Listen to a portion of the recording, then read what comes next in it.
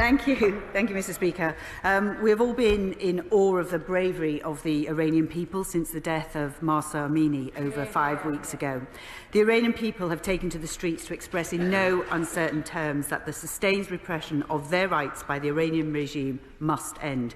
Women should no longer face detention and violence for what they wear or how they behave in public.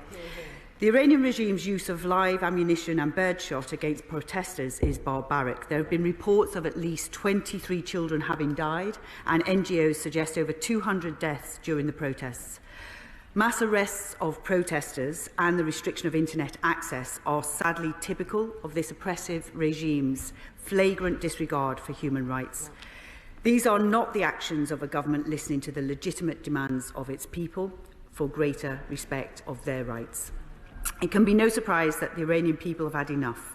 2022 has seen a sharp increase in the use of the death penalty, a sustained attack on the rights of women, intensified persecution of the Baha'i, and greater repression of freedom of expression and speech online. The UK has been robust in joining the international community's response to holding Iran accountable for its human rights violations. The Foreign Secretary summoned the most senior Iranian official in the UK on Monday, the 3rd of October, to express our concern at the treatment of protesters.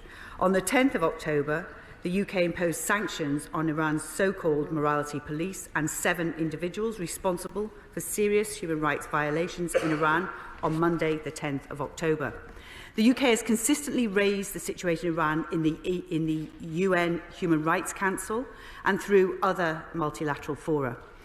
On the 13th of October, the UK issued a joint statement with European partners condemning the death of Mahsa Amini and calling on Iran to stop the violence and listen to the concern of its people.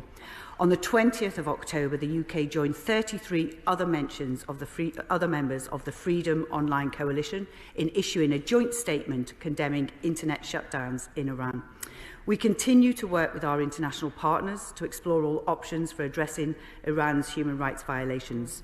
Through the UK's action on sanctions and robust statements with international partners, we have sent a clear message.